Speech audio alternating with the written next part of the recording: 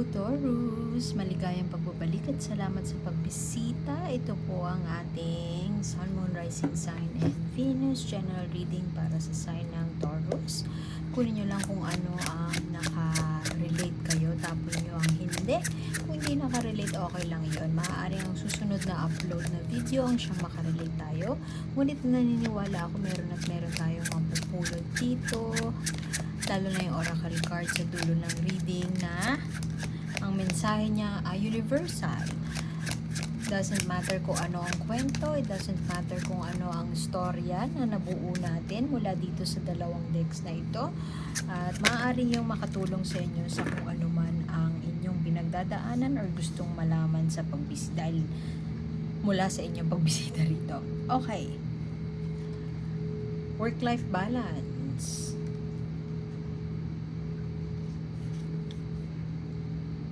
May tao sa paligid mo na maaaring diktador. Diktador. Sinasabi niya, charming siya, magaling siya mambola, maboka. Tapos, nabubutol ka niyan without you realizing it. So, maaaring love situation ito o maaaring lover yan na masyado kang pinapagod.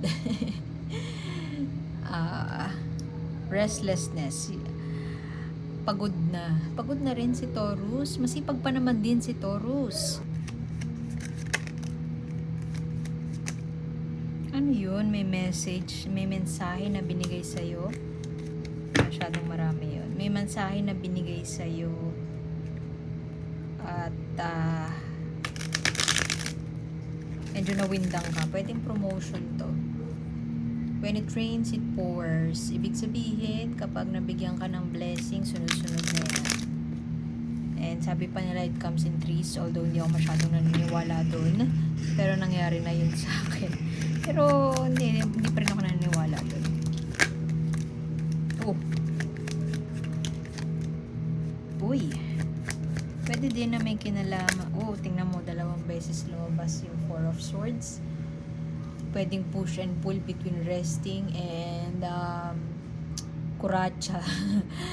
Maraming ginagawa. Pwede din na yung iba sa inyo first time moms, so parang first time nyo binabalance nyo siya sa work and medyo napapagod na tayo at nahihirapan o nagsisink in na yung pagod ng pagiging parent, ng parenthood. Maaaring yung iba sa inyo nagdadalawang isip kung pipiliin pa ba na magpatuloy.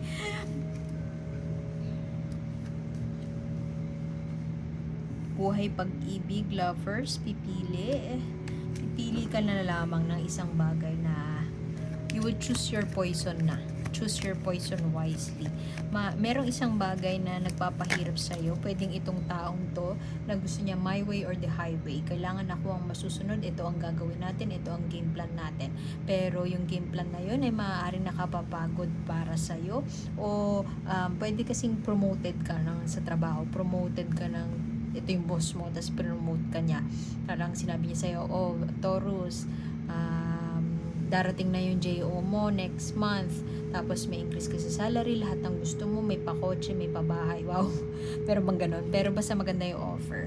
Kaso ang kapalit nun, 12 hours ko sa work, yung ganon. At alam mo na maganda man ang offer, hindi siya ganon ka shiny object para sa'yo kasi may iba kang priority. At yun ay malamang parenthood o pwede din na pag-alaga sa mga bata kasi papasok na sa school yung mga bata. O pwede din na may offer sa'yo na mag-aral sa ibang bansa pero para sa'yo hindi mo yun priority o hindi yun maganda sa'yo kasi alam mo na mapapagod ka. Pwede din na ito ay isang lover na nag-extend ng olive branch sa'yo. Yun nga lang may dominant siya. Magaling siya magsalita, maboka, nabubudol nga yung sabi ko, 'di ba? So meron siyang way para ipalabas na magandang isang bagay at hindi ka makahindi dun sa offer niya. Tingin ko surrender si Taurus. I mean, he or she will come into the acceptance. Tatanggapin niya na hanggang dito lamang po ang limitasyon ko. At ito lang, hindi ibig sabihin nun, hindi ko siya kayang gawin. Pero kilala ko ang sarili ko, mapapagod lang ako, blah blah blah sa ganyan. So, tingin ko, ito na lumabas, mare-resolve na kung ano man yung conflict na meron ka dito. Pwede din na this September is magpapahinga ka at iisipin mo kung paano mo madedevelop professionally yung sarili mo at without parang paano ka magne-negotiate or mag-compensate kasi professional development malamang yung ino-offer sa'yo ng taong to. Kung hindi professional development, level up sa relationship, kung karelasyon to if we're talking about relationships kasi may lover's card ka dito, kung itong sitwasyon na to nagre-resonate sa'yo sa love life, maaaring itong taong na to, yun nga, my way or the highway, dominant personality, maboka, hindi ka makakatanggi sa offer niya. Pwedeng boss mo yun, pwede din na lover mo yun. At whatever this offer is, conflicting siya doon sa isa mo pang aspeto ng buhay. Maaring ma-party ka, tas maaga yung shift mo, mag-iba yung shift mo, pwedeng ayaw mo umalis sa Pilipinas pero mag-offer sa'yo abroad. Pwede din na this person lives in a foreign land, kung foreigner siya, kung tawag dito, kung naka-resonate ka as love life. Pero whatever yung offer niya nun, maaaring itong September magpapahinga ka at dun mo palang iisipin ng mga bagay-bagay. At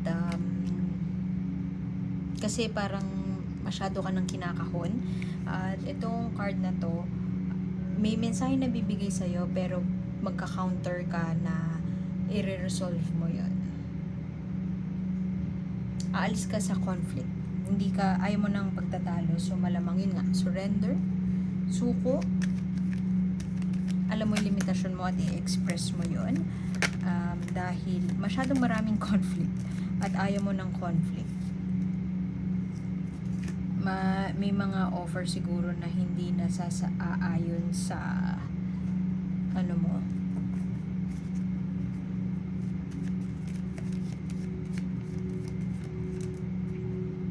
sa well-being. Pwede din na iba sa inyo may isang yun nga yung magaling mangumbinsi, maboka, at meron namang isang tao na naiintindihan niya yung pinanggagalingan mo. Masyadong visionary tong tao na to. Pero merong isang tao din sa buhay mo na chill lang siya. Naiintindihan niya kung saan ka nanggagaling, naiintindihan niya pagpagod ka na, hahayaan ka lang niya. At mahal ka niya. Yun. Kung ito ay love situation, torn between two lovers, mukhang pipiliin mo yung tao na parang sawa ka na sa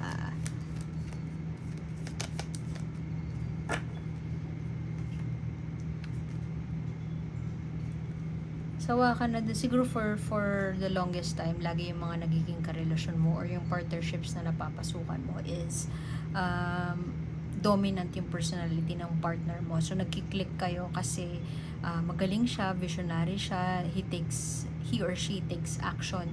Kung ano yung he or she walks the talk, kung ano yung sabihin niyang gagawin niya, ginagawa niya, kung ano yung tingin niyang very passionate siya pag may gagawin siyang isang bagay. Pero for the longest time, ganun siguro yung karelasyon mo, pero ngayon na-realize mo na dun ka na sa mature na tao, emotionally stable na tao.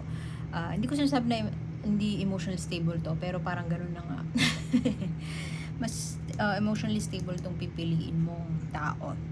Kung hindi siya love situation, kung career related nga, pipiliin mo ang well-being mo at pipiliin mo ang isang bagay na kasi nga ang dami mo nang binabalanse, ang dami mong ginagawa, masyado kang kuratsa, masyado kang masipag. So maaaring yung period of pause, maaaring yung September ay moment of pause at pag-iisip at papahinga, at dun mo marirealize na aalis ka na doon sa sitwasyon na parang feeling mo nakakahon ka. Maraming mamimiss na opportunity, pwedeng tatanggihan mo yung offer na yon, pero mukhang magsesettle ka doon sa tao na tingin mo ay swak sa nakakaintindi sa'yo, emotionally stable, mature. Kung hindi ka man mature, hindi mo nakikita yung sarili mo na mature, itong tao na to yung match mo in that sense kasi mature siya, emotionally mature siya and stable siya than you. Maaaring pag-iisipan mo pa rin kung magpapursue ka ng further studies o kung magpapursue ka ng isang bagay na Maari kasing itong tao na to align dito yung gusto mo mangyari sa career mo eh. Align sa kanya, align sa offer niya. Pero nandun ka sa stage na parang kailangan ko pa ba to at this point in my life? Makakatulong pa ba sa akin to at this point in my life? Parang marami na akong na-forgo ng mga opportunities dati.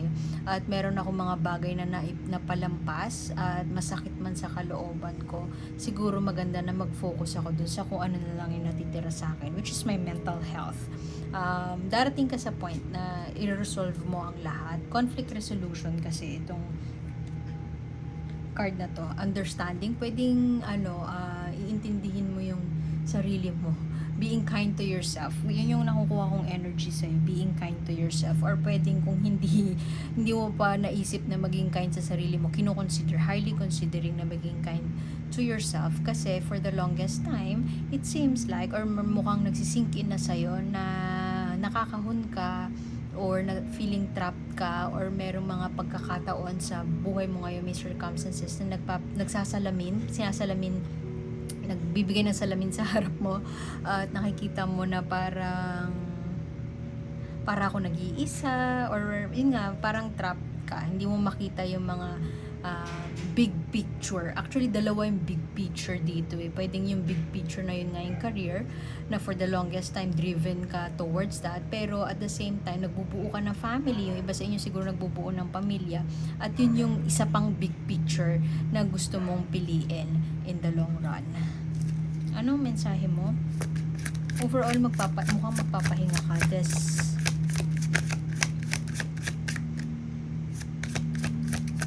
month. Kasi speaking of pahinga o intentional stillness, affirmation to na sinabi ko. Pahinga, winter, hibernation, taking advantage of the winter by reserving your energy where it matters the most. Be intentional when it comes to stillness. Ito yan, pahinga. Period of rest. Kailangan mo magpahinga. Pares kayo ng Capricorn. Alam ko Capricorn ganito din eh. Earth sign. May Capricorn ka siguro sa chart mo. Be intentional, be still, and honor the stillness, kasi kailangan mo mag-save ng energy. Parang polar bear lang. Kailangan mo mag-save ng energy para sa next phase of your life. Papunta ka na sa next phase in your life. Maaaring wala ka pang ginagawa action, pero nasa evaluative phase ka na ng buhay mo. So, iwan ko na yun doon. Kung gusto nyo mag-continue, magpa-read, personal, lahat ng gusto nyo malaman, nandun sa description box. At maraming pwedeng i-explore sa website. So, like, share, and subscribe lamang po. At sana para maabutan yung mga next na reading. Sana makita ko po kayo ulit, and salamat. Ako po